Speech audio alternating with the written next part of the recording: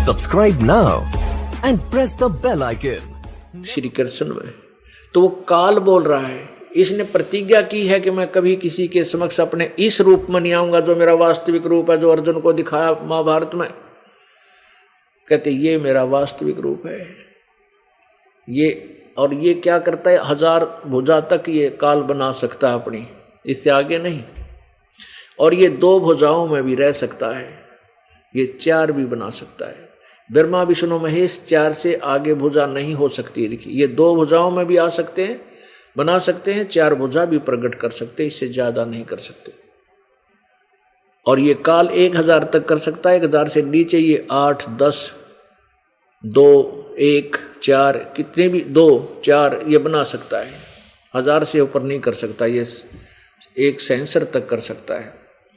और जैसे परब्रह्म है ये 10,000 भुजा तक अपने शो कर सकता है, दिखा सकता है, अपनी शक्ति प्रकट कर सकता है।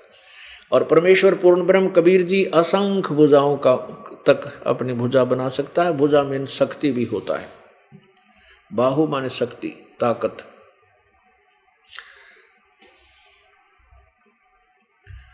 तो पुण्यात्माओं, अप्रसंग चल रहा है कि गीता ज्ञान दाता ये कभी किसी के सामने नहीं आता। इसने कसम खाई है ब्रह्म ने, ब्रह्मा विष्णु महेश के पिता ने। क्यों खाई है, कारण क्या है, ये ऐसा घटिया काम क्यों करता है, कि ऐसा क्यों इसने गलत प्रतिज्ञा की कि अपने बच्चों से भी छुप के रहता है। इसमें एक भयंकर दोष है, और उस दोष का यदि ब्रह्मा विष्णु महेश को पता चल जाए तो वो हाथ खड़े कर देंगे, वो इसके काम को नहीं करेंगे। क्या दोष है कि इसको साप लगा हुआ, श्राप लगा है।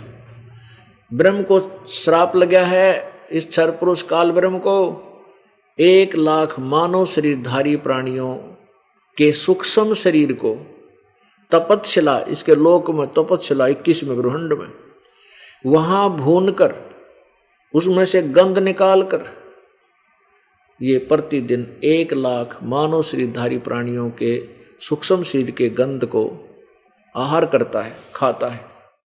ऐसे ये सबको खाता है। ब्रह्मा विष्णु महेश भी जब मृत्यु को प्राप्त होंगे, इनको भी तपस्या प्रभु ने कहा, इनको भी खाता है।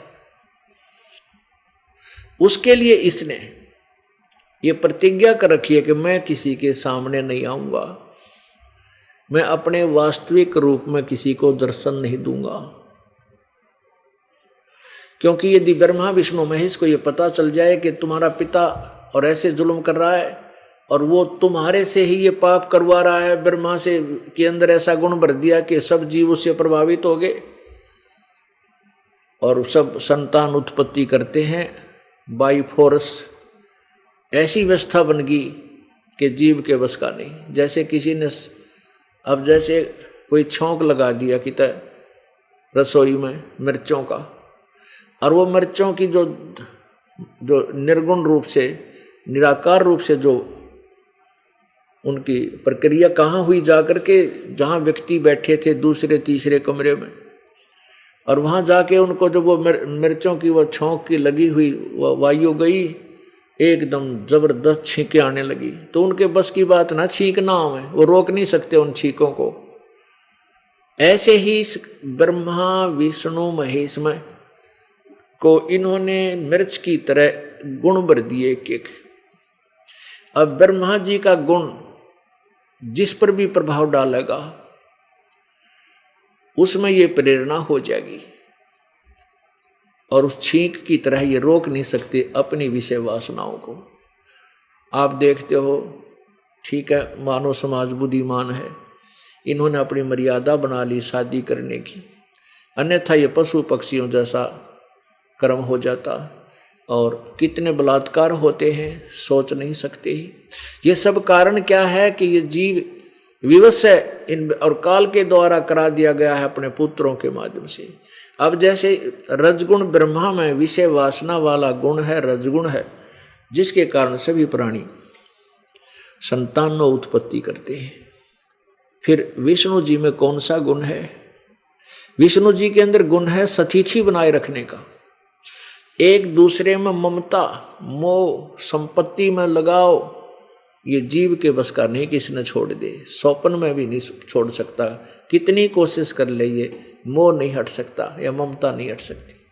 इसको सतिथि कहें। सतिथि का माने कि ये पड़े रहे यहाँ पर, ये टके रहे यहाँ पर, यहाँ से इनका मन ना उठ जाए, उकला ना जा। कितना दुख पाले, कितने बेटे धमका ले, जो घर नहीं छूटा है वो ममता नहीं हटती। एक बार ये दास अपने गुरुदेव के पास दर्शनार्थ जाता था। पहले हम छुडानी जाते थे, छुडानी गांव है जिला झज्जर में। वहाँ आदरणीय गरीबदास साहिब जी एक किसान जाति में हुए, उनको परमात्मा कबीर जी आकर मिले थे। उसके बाद उनके दिव्य दृष्टि, उनका जो ज्ञान योग खोल दिया था। उसके बाद गरीबदास साहिब जी ने परमेश्वर कबीर जी की वाणी, उनके ज्ञान की वाणी, उनके द्वारा दिया गया ज्ञान वाणियों में लिखा, उसको ग्रंथ बोलते हैं। तो वहाँ ग्रंथ साहिब का पाठ होता था। मेरे पूज्य गुरुदेव जी भी वहाँ जाते थे, ये दास भी वहाँ जाता था। जब तक मेरे को नाम देने का अधिकार नहीं मिला था, सेवक था ये दास, तो वहाँ ऐसे ही सत्संग से पहले बैठ जाते थे। बहुत से ये साधु संत बने हैं जिन्होंने दाढ़ी बढ़ा रखी, लाल कपड़े पहन रखे, कर्म जोड़ी जब झंडा रखा करें, साथ में दंडी स्वामी भी, कई तरह के। तो वहाँ वो एक ग्रुप बैठा 5-7 का, तो ऐसे ही चल रहा। भी बड़ा जबरदस्त काम है, या ममता नहीं छूटती। घर जाते हैं, कुछ गृहस्थी भी थे, तो कहते हैं हम घर जाते हैं। एक कहता है कि भाई आदमी ने जब सन्यास ले ही लिया है तो घर की ममता नहीं रहनी चाहिए। उन्हीं में से बोल रहा है। तो वो दूसरा कहता है, वो अपने साथी को, मित्र को कहता है सुन ले या क्या कह रहा है तू। तीसरे दिन घर भाग जाता है, यहाँ लोगों से पैसे लेता है और घर दे आता है। वो कहने लगा तू भी तो जाता है।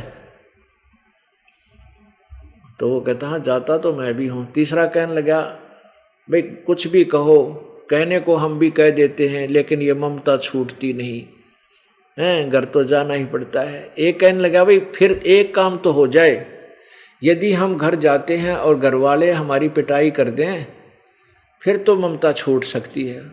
उन्हीं में से एक कहने लगा मेरे साथ वो काम भी हो लिया फिर भी ममता ना छूटती। अर्थात मेरी पिटाई भी कर दी घर के घर वालों ने और फिर भी घर ना छूटता।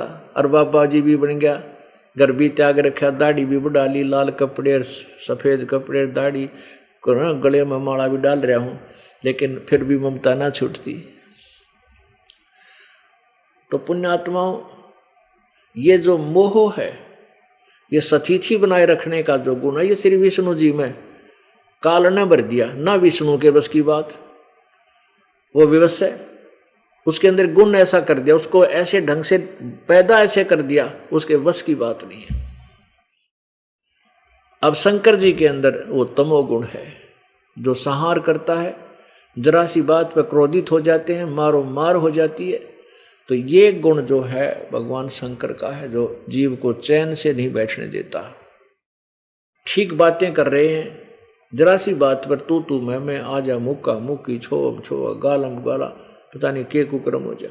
तो ये गुण शंकर भगवान में है और उसी से प्रभावित है प्राणी। जैसे मिर्च से के गुण से प्रभावित होकर के छींकाने लग जाती हूँ, बस की बात नहीं होती। तो इनको कैसे नॉर्मल किया जाए, इनको कैसे जो है इनसे कैसे बचा जाए, उसकी विधि है,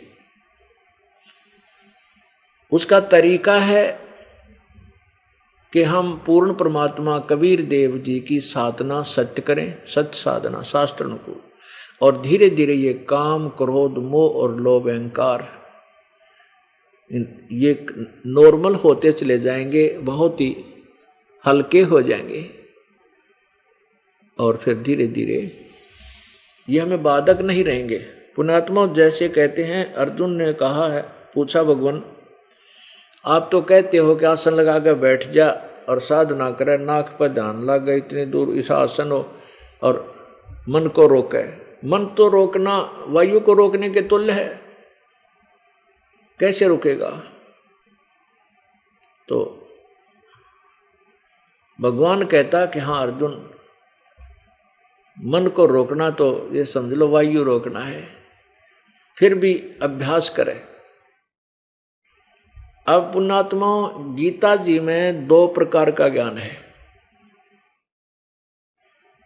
एक तो वो ज्ञान है जो वेदों का है, जहां तक वेदों का ज्ञान है जो वेदों से मिलता है वो ज्ञान सही है।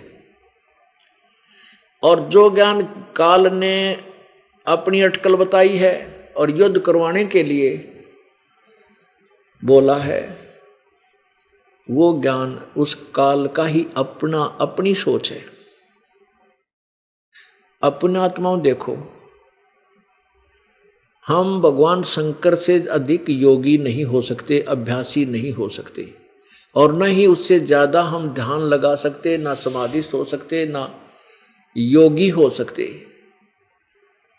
एक बार भगवान शंकर जी और पार्वती जी आकाश में और नीचे देख रहे थे। उन्होंने क्या देखा कि एक व्यक्ति ऐसे रो रहा है, पेड़ों से चिपट रहा है, मर्ग जंगली जानवरों से लिपट के उनसे पूछ रहा है कि मेरी पत्नी कहाँ गई, मेरी पत्नी कहाँ गई। वो कौन था? श्री रामचंद्र जी वनवास में सीता का अपहरण रावण ने कर लिया था, उनके वियोग में रो रहे थे श्री विष्णु भगवान अर्थात रामचंद्र जी। तब ऊपर से शिव ने ऐसे प्रणाम किया, किसको? रामचंद्र जी को। पार्वती जी हंसने लगी कि आप किसको प्रणाम कर रहे हो? भगवान शिव ने कहा कि मैं परमात्मा है, नीचे ये विष्णु अवतार हैं, मेरे बड़े भाई हैं, मैं इनको भगवान है ये प्रणाम कर रहा हूं। पार्वती कहने लगी भगवान और ऐसे रो रहा है, मैं नहीं मानती से भगवान हो, मैं तो इसकी परीक्षा लूंगी तब इसको प्रणाम करूंगी। परीक्षा कैसे लूंगी? कि मैं सीता रूप बनाऊंगी, अगर मुझे पहचान लेंगे कि मैं पार्वती हूं तो मैं इनको प्रणाम करूंगी, भगवान मानूंगी, अन्यथा मैं नहीं मानती भगवान को। भगवान और अक्षोभ कैसे? इसको शोक कैसा हुआ? भगवान शंकर ने कहा कि ऐसी गलती मत करना, सीता रूप मत बनाना, मेरे काम की नहीं रहेगी, क्योंकि तू मेरी माता के तुल्य हो।